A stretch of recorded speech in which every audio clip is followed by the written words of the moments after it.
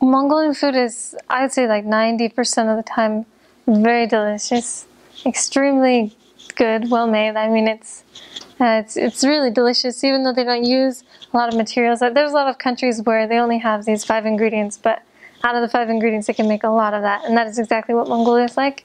They don't use a lot of fruits or vegetables because it doesn't grow in the cold. It's kind of a cold climate, and it's very meat.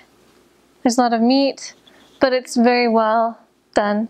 I mean, you have your carrots and potatoes, onions, garlic, turnips, things like that, those vegetables and things. So you can have your vegetables like that. I ate a lot of, with my companions, we would make stir fries a lot. We would cook up some rice and then make just a potato, so I think you call it like a stir fry or something, just an assortment of vegetables. And then members will make lots of things with, they'll fry bread a lot, and that's really delicious. Fried bread all the time, fried bread. They use a lot of flour. So flour, I would say the 3 ingredients that most people will use is just like the vegetables of like potatoes, carrots, onions, and then there's flour, and then there's meat. And then with those 3 things you can make any Mongolian food. It's and they don't use a lot of spices. It's not spicy. It's not like the Mongolian grill that is in America. It's not anything like that. It's really good. They make their traditional food is called bodes. It's like a little meat dumpling. It's about this big, and it's just got meat and onions in it, and they steam it and you eat it with ketchup, and it's just really good. Nowadays there's more variety. You can go to the market and get any fruit you want. It's a little more expensive, but when you're out in the districts talking to people or like going to their house and having food, they're probably not going to give you fruit. You and your companion can buy all the fruit that you want.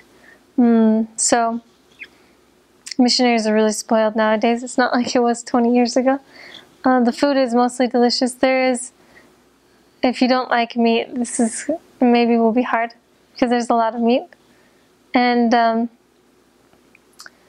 there is, let's see, one great thing about the food is when you go into people's houses, they will always give you something to eat, even if it's just a small piece of candy, or they'll give you a big meal. I wouldn't say it's overwhelming with meal. I didn't gain a lot of weight on my mission, so I can't complain on either way. People not giving us any food, people giving us too much food. I think it was just right. And the people do, because it's a poor country, people will take the meat and use everything inside the animal, such as like the intestines, stomach, brain, eyes, blood, everything. So you use everything to eat with, but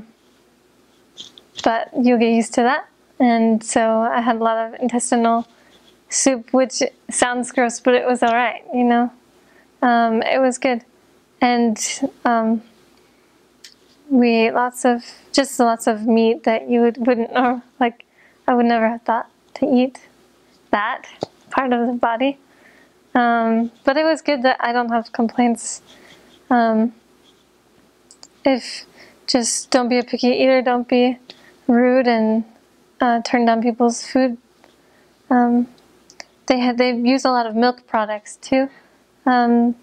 They use milk in what they are dry milk curds. They're just milk that's gone dry, and they make it into kind of a chewy granola bar, but in like little pieces like this. It's the texture of granola bar. Most people don't like the taste at first. I didn't like the taste at first, but it will grow, like it can grow on you if you allow it to. And it's very Mongolian. It's nowhere else in the world. It's called arroz, and it's really interesting. They have lots of foods like that made out of milk products that they can eat because they were a nomadic society with herding.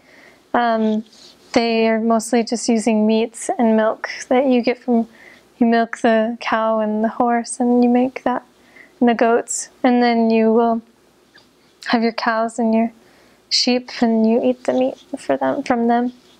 And they have they just have great food. I have no complaints with the food.